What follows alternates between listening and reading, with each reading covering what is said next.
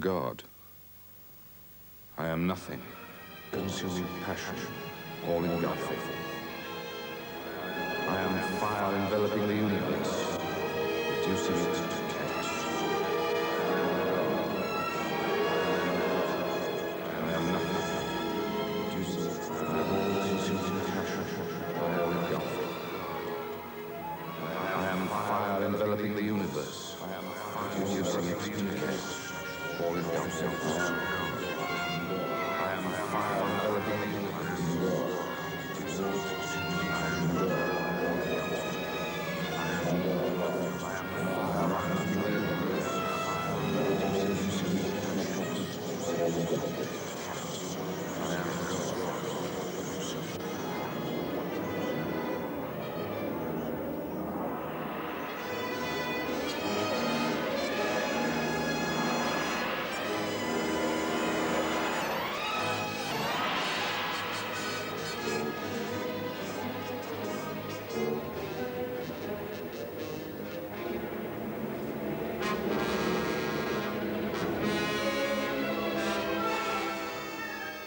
Alexander Nikolaevich Scriabin, mystic or megalomaniac, self-indulgent, promiscuous aesthete, or far-seeing musical visionary, one of music's prophets, or a rather watered-down Chopin who became a bit odd towards the end of his life.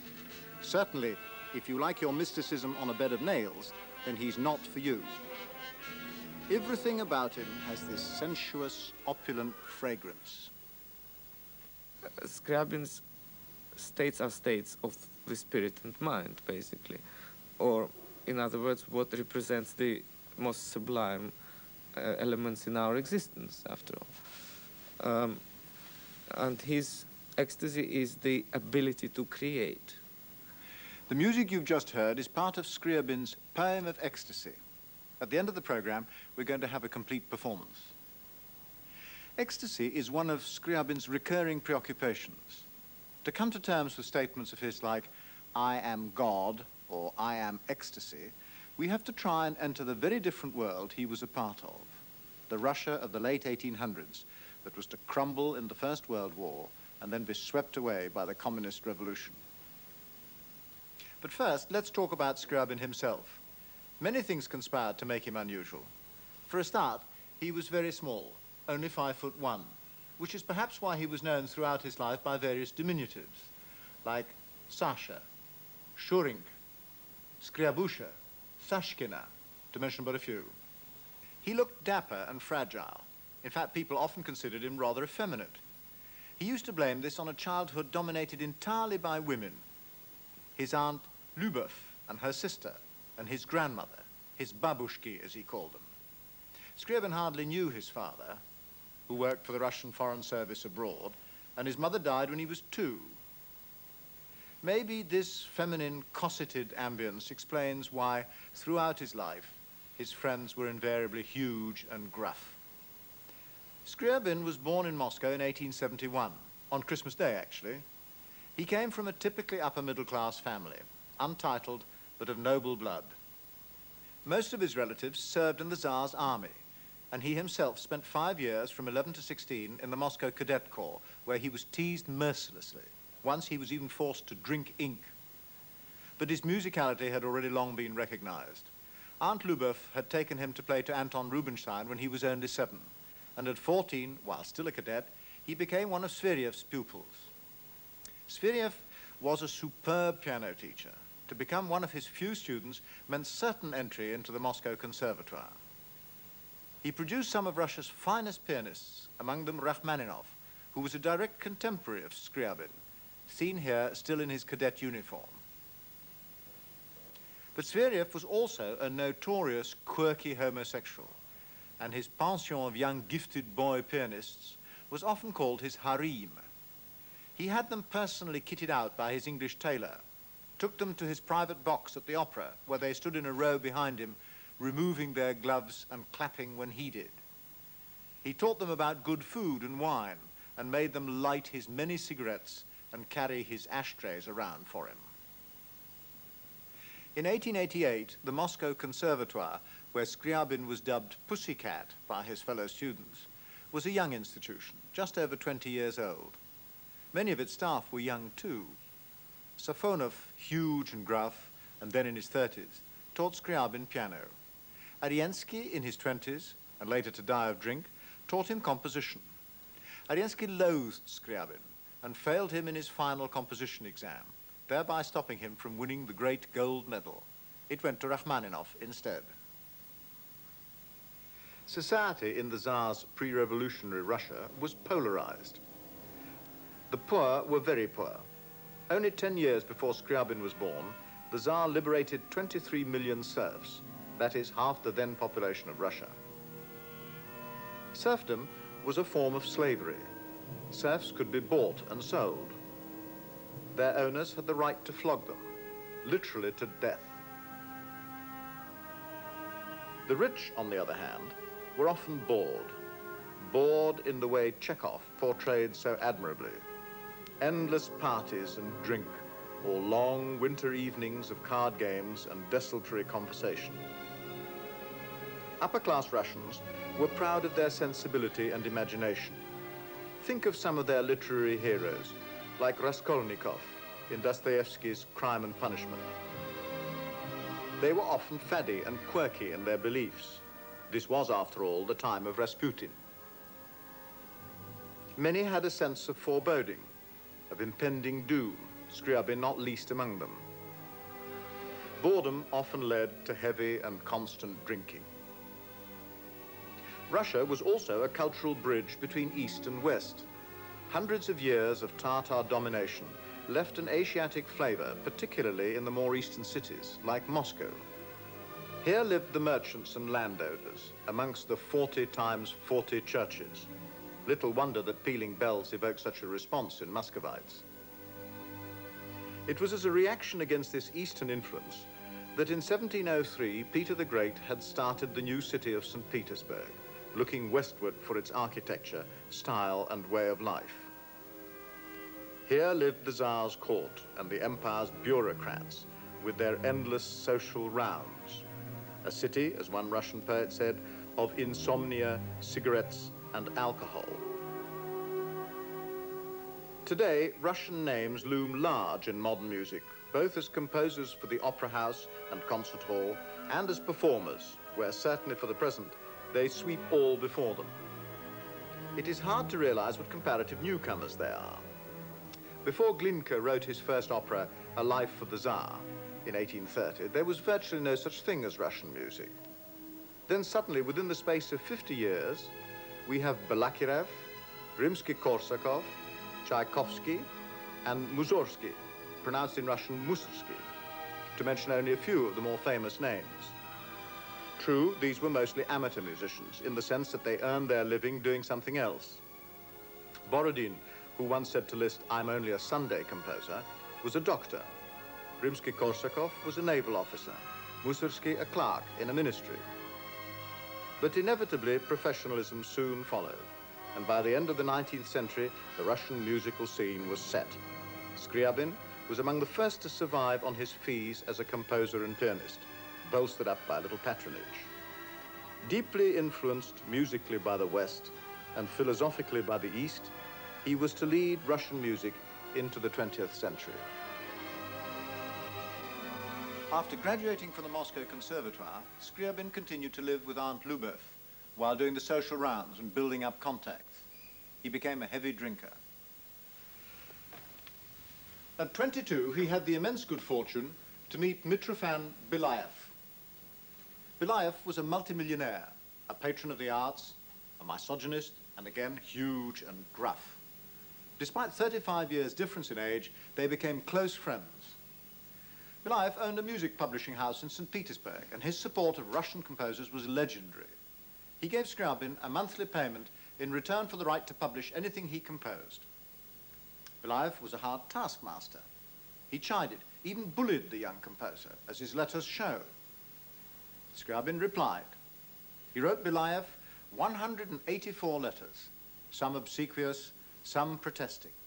But he worked. Within the next half dozen years, he wrote his first symphony, his piano concerto, 4 piano sonatas, a whole range of shorter piano pieces, and even started an opera which he never finished. From this period dates his friendship with the Pasternaks. They spent the summer in adjoining houses, dachas as they're called. Leonid, the father, was a distinguished painter. We owe him this sketch of Scriabin. His son, Boris, the author of Dr. Zhivago, was then in his teens. He has described how he would creep into the bushes by Scriabin's house and listen to him composing. Scriabin was my god and idol. Lord, what music it was. Crumbling and tumbling like a city under artillery fire. Brimful of ideas minutely worked out to a point that was indistinguishable from frenzy, and at the same time as new as the forest, breathing life and freshness. When Boris Pasternak died in 1960, Richter played many hours of Scriabin's music on a little upright piano beside the dead body. By now, Scriabin was married to Vera Ivanovna, like him a concert pianist. At 26, he'd felt he ought to settle down. He was the youngest professor of piano there had ever been at the Moscow Conservatoire. Soon, he had a daughter, Rima, to whom he became deeply attached.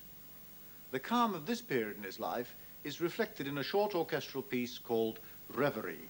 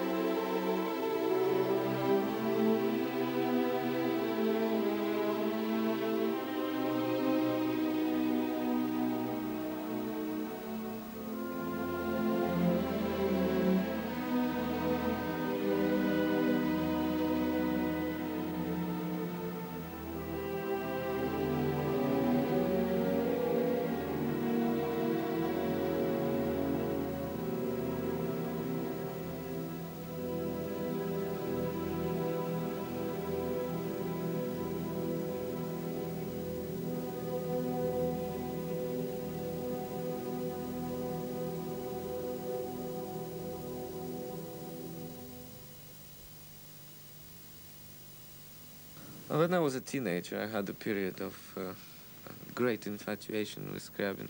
It lasted for years and years. I I visited very often the Scriabin's museum, which is actually the center of Scriabinism in Moscow, or for that matter, in Russia, and listened to all the tape recordings of all the orchestral works and piano works, of course, too. My first love was Tchaikovsky in the Russian music. Then switched on to, I think it was Rachmaninoff, and then Scriabin. So harmonically and in the complexities of stuff, the progression was quite logical, you know. Tell me about the particular attraction in Scriabin. Is it the music, or is it the personality? Is it the two? What is it that draws you to this? Music is, of course. Personality, not so much. His philosophy is even less, because I think it's so confusing. And I'm quite sure, at least the judgment based on certain research, on certain messages that came across from his time, that he himself was quite confused in his philosophical attempts. It is a particular type of sensitivity, would you agree, that he has? Because it's often likened to Chopin, yet it isn't it? Well, what is it actually that distinguishes the Scriabin sensitivity? Well, the early Scriabin, of course, is simply a talented composer. And as we know, he did take a lot from Chopin. But I mean, it's only platitude to say that even in those early works, he demonstrated originality of thought and certain personality. But still, it was rather Chopinesque in the concept of the sound and certain melodic elements and so on. When we talk about Scriabin's sensitivity, I think we will go to the middle and late Scriabin. That's where he stands in his full stature, sort of. There are three important states of mind or states of spirit, as he said in his music. The one of them is longing. The next one is the flight of the free will of free spirit, and the last one is the ecstasy. In other words, the last one is the creativity of the spirit, which is ecstasy, as he said. Scriabin's 31st year was a crucial one. His whole life went into a state of flux. First, his marriage started to fall apart. It had never been particularly successful. He seduced a 15-year-old girl student of his, which created a scandal. And about the same time, he started his affair with Tatiana Schleutzer, who was then 18. He decided to leave Russia for what he considered to be the more cultural atmosphere of Europe, or perhaps to get away from the scandal. He moved his family, closely followed by Tatiana, to a village outside Geneva. Then suddenly, Belayev, his sponsor, died, and his monthly payments ceased. Vera left him to live with her father, and soon after, their first child, Rimmer, Scriabin's favorite, died. Tatiana now moved into his house, although not yet on a permanent basis. For the next 4 years, he was constantly short of money, selling such compositions as he could and playing in salons and the occasional concert. He received a small allowance from Margarita Morozova, a rich widow who, according to rumor, also bore him a child. This was a time of great restlessness, mirrored in his music, his middle period. He was forever on the move. His ideas were also in turmoil. In Italy, he met and became close friends with Plekhanov, the famous Menshevik, who profoundly influenced Russian revolutionary thinking. Scriabin had strong socialist leanings. In Italy also, Tatiana gave birth to their first child. About this time, he began his interest in theosophy, which was ultimately to become an obsession. In 1905, Scriabin stayed in Paris, where Artur Nikisch conducted the first performance of his third symphony, The Divine Poem. Tatiana stayed in a hotel across the street. He still didn't dare to live with her openly. Constant money troubles drove Scriabin to accept a tour of America. He went alone, but later Tatiana joined him. The threat of a scandal when a reporter discovered they weren't married made them flee back to Europe suddenly. They were virtually penniless. But if Scriabin's fortunes and private life were chaotic, his musical reputation was graying. In a week of Russian music in Paris, promoted by Diaghilev, Scriabin featured prominently. Then, later, back in Switzerland, he was visited by Kusevitsky, who arrived resplendent in brand new limousine, complete with chauffeur. Kusevitsky, originally a double bass player, had married money, a huge fortune, and become a conductor and music publisher. He offered Scriabin an income of 5,000 rubles a year and a promise to publish all his future music. Within a year, Scriabin had found the courage to return to Moscow with Tatiana.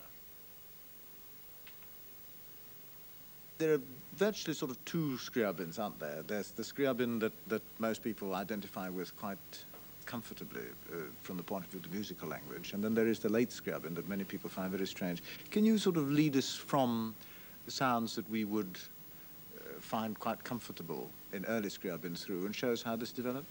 Yes. Yes, let's start with this.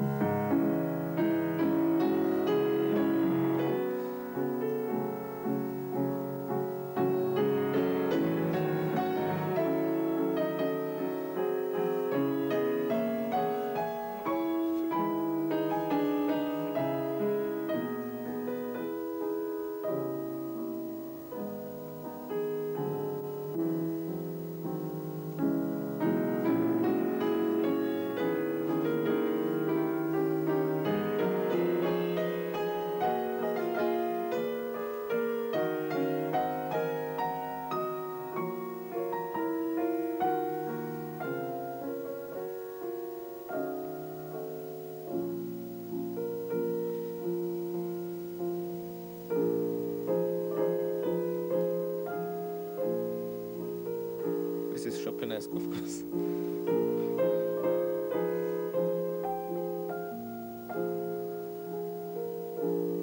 And even more here.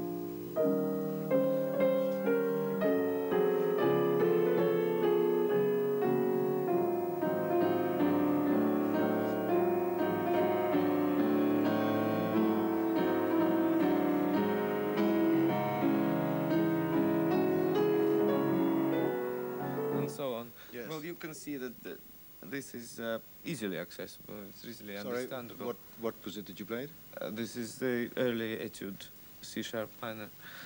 It's very naive and very attractive in its naivety, of course.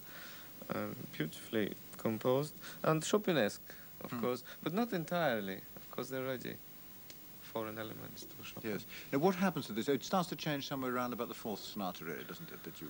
Yes, actually, many people point out that the fourth sonata was the step, borderline into harmonically into unknown regions, and also spiritually again. But I mean, there is the whole kind of framework of the fourth sonata. I mean, the kind of mood in which it starts and the various moods that evolve through it are different. Yes, the elements which I described before, the longing, which later was replaced by primordial chaos, longing, then the flying detachment of the spirit, and then final ecstasy, that is present in the fourth sonata and not in any earlier works. But does he actually fly in the fourth sonata? Yes, he does. But first, there is longing. Yes, I'll play that.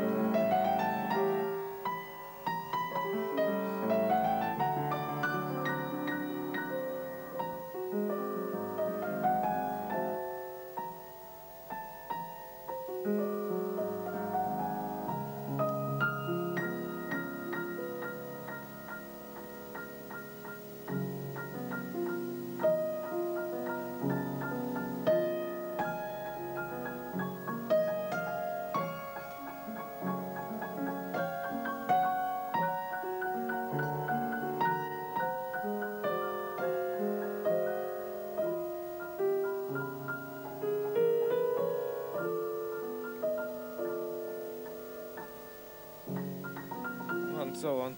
As you noticed, even in this longing, there's always a surge. I'll play it again. Yeah, fast. And then there's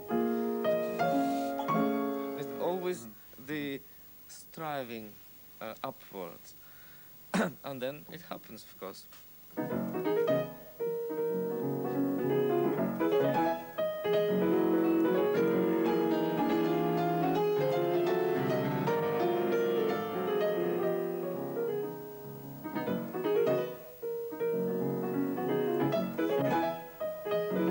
So there he tries to fly.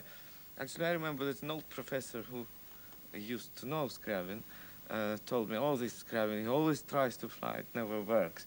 And here, actually, it's really an attempt to detach from the ground, but it doesn't quite work. It works later. Where does it work later? Well, in Poem of Ecstasy, it works. Yes. But in the 10th sonata, I'll try to reproduce that. That's one of his last works.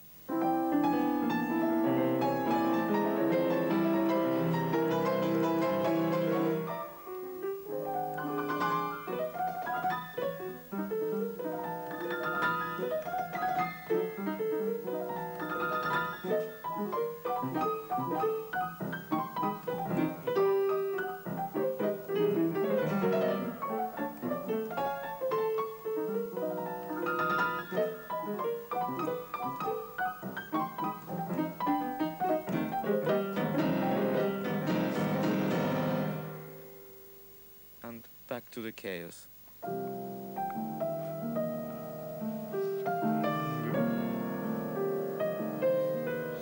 And this is very typical for late Scriabin. Well, it's interesting how it developed. And of course, in the musical language, of course, it's entirely different. But the chaos is partly represented, is it not, by the Promethean, the famous chord, the mystical chord? Yes, in fact, the beginning of Prometheus is supposed to be, as I said, primordial chaos. That's how it begins.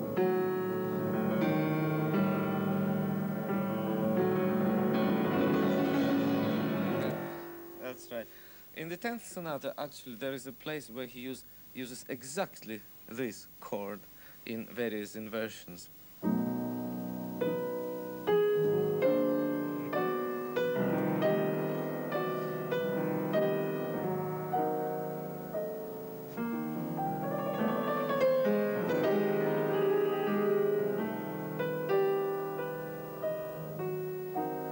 And the Prometheus chord is this. And he starts that passage in 10th sonata. It's an inversion of the same chord. But it's amazing how different. There's only one different note, which is this. It has an extraordinary sort of static quality. The music doesn't sort of go anywhere, does it? At that point, yeah, it doesn't. That's true. And it's the exact opposite of the flying, obviously. Yes. So would you say these are then two of the sort of fundamental characteristics in the late Scriabin? Absolutely, yes. It's a red line through his creations. We were talking earlier about Scriabin's so-called mystic chord. Scriabin was very concerned with mysticism and philosophy. He kept numerous notebooks, sometimes filled with closely reasoned thoughts, sometimes with wild flights of fancy. To call Scriabin a theosophist would not be strictly accurate, though he was obviously deeply influenced by Madame Blavatsky's ideas, which gave him a framework for some of his own. Like her, he believed in the unity of all existence, the fusion of me and all that is not me, so that I am in everything, and everything is in me. A book published by the Theosophical Society at the turn of the century gives some idea of what they mean by thought forms. Shapes that represent thoughts that can be seen by those who are sensitive enough to perceive them.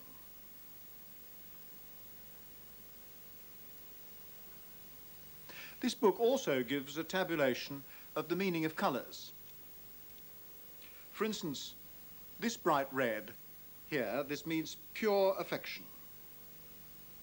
And these darker reds indicate anger and avarice. Now, Scriabin took all this a stage further. He produced a precise relationship between colours and sounds.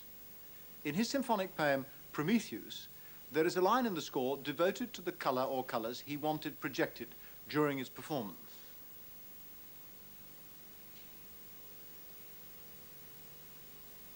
Like Kandinsky, the Russian painter, his exact contemporary and himself a theosophist, he held views on the spiritual role of art and on the role of the artist in the whole scheme of the universe.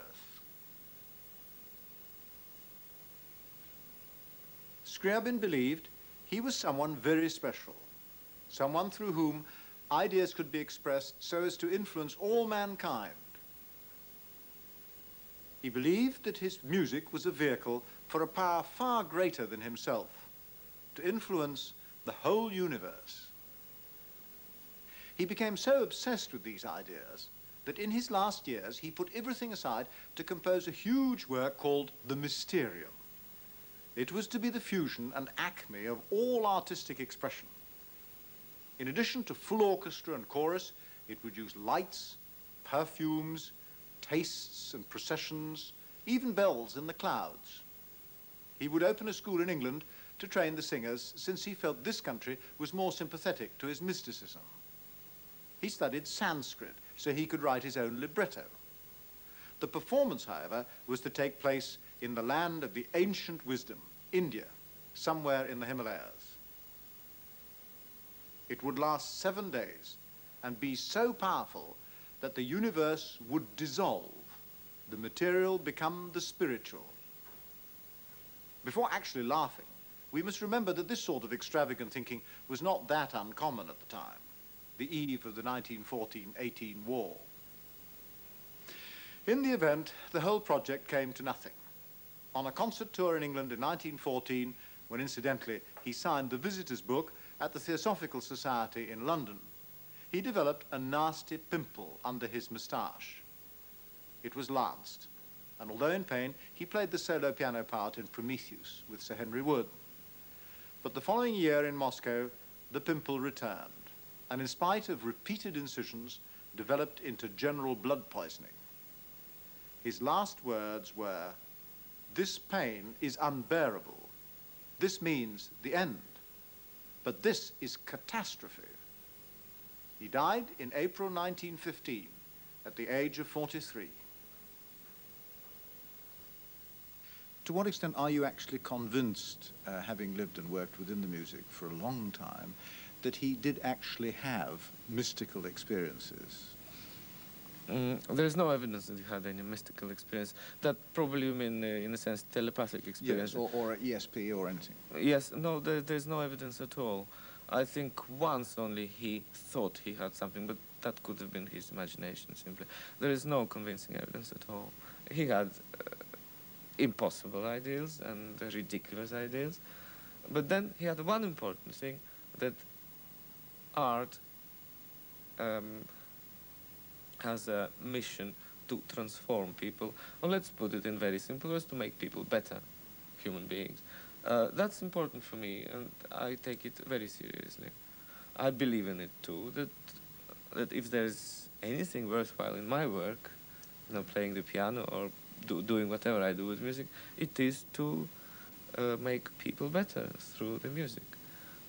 I don't think Scriabin cared much about flesh as such, and when he talks about the enjoyment, it is enjoyment of the spirit.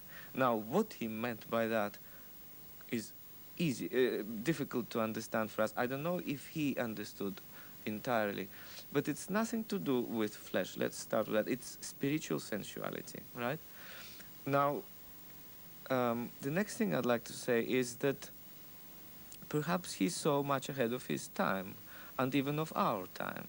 Well, there is a possibility. Now, I'm very much down-to-earth person. I'm not ready to believe into anything that happens.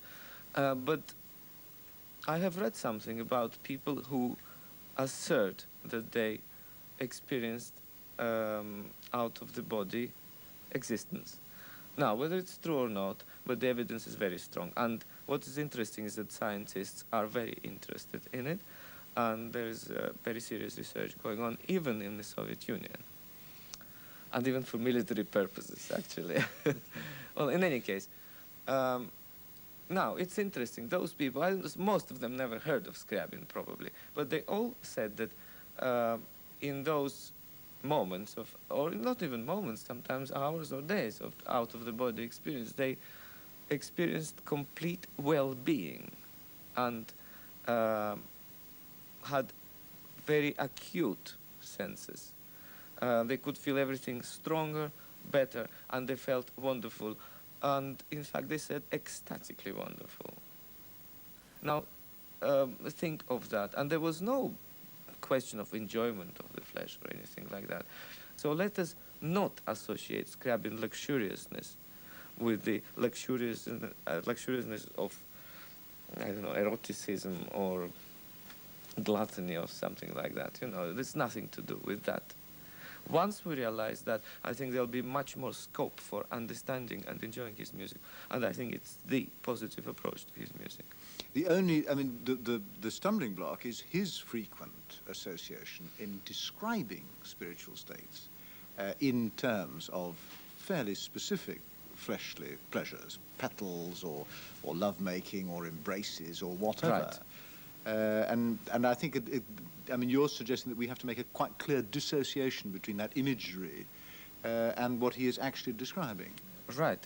But, well, find me another vocabulary where you can describe spiritual pleasures. Yes. You can't. And neither in the sound. I mean, there's... well, he went into his chords and so on, right? Maybe that is the way. But then again, we still associate it with luxuriousness. It's not the way. And with words, again, words are only words. They can describe only certain concepts, and beyond those, they can't describe. That's why I actually hesitate to describe music in words. It's very difficult. And certain spiritual stages, you can't. States, rather, No. and stages. Yes. You can't describe in words. So he was simply at a loss with words, but he wanted to say something. Well, that's where his weakness is, that he used the terms that are used for describing other things. People worship, very broadly speaking, in one of two ways. With austerity or with opulence, with severity or with sensuality. Scriabin's faith was central to the point of frequently making him misunderstood. For instance, he liked to use sexual analogies for spiritual states. In one of his notebooks, he wrote, "I raise you up, my complicated, unified feelings, and embrace all of you as my one activity, my one ecstasy, bliss, my last moment. I am God. I raise you up, and I am resurrected, and then I kiss you and lacerate you. I am spent and weary, and then I take you. In this divine act, I know you to be one with me. I give you to know this bliss too. You will be resurrected in me the more I am incomprehensible to you." Scriabin originally called the poem of ecstasy le poème orgiaque, the orgiastic poem. He started by writing a verse poem on the subject, which he had published at his own expense. Then, for 3 long years, he worked on an orchestral version, which became, in effect, his 4th symphony. Like Prometheus, the poem of fire, it was in part a preparation for his final cataclysmic work, Mysterium. And he did once discuss the idea of having it performed, again like Prometheus, with color effects. The poem of ecstasy is one continuous movement, with a clear sense of exposition, development, recapitulation, and final climax. It contains a host of musical themes, which have been variously interpreted as portraying joy, triumph, love, and so forth, though not with the support of Scriabin himself, it would appear. What he did do was to warn against the dangers of trying to translate the verse poem too literally into the symphony. They're bound more by their common sensuality and intensity. The musical score abounds with exhortations such as très parfumé, very fragrant, avec une ivresse toujours croissante, with an ever-growing intoxication, and avec une volupté de plus en plus extatique, with an ever-increasing ecstatic voluptuousness. What better introduction to the performance of the symphonic Poème de l'Extase than Scriabin himself? And then in torrents of flowers I will lie upon you. With all aromas and scents I will bask languidly in this play of fragrance, now tender, now sharp, in the play of touches, now soft, now harsh, and sinking into passion you will whisper again and ever again. Then I will plunge with a horde of fearsome monsters, with savage torment and terror. I will crawl upon you with verminous nest of snakes, and will bite and choke you. And you will want me more madly, more passionately. Then I will lie upon you under rays of celestial suns, and you will burn with the fires of my emotion, the holy flames of desire for the sweetest, the most forbidden, most mysterious. And all of you is a single wave of liberty and joy. Multiplicity has created you. Legions of feelings have elevated you. Oh, pure desires, I create you. This complex unity, this feeling of bliss, seizing you completely. I am the instant illumining eternity. I, the affirmation. I am ecstasy.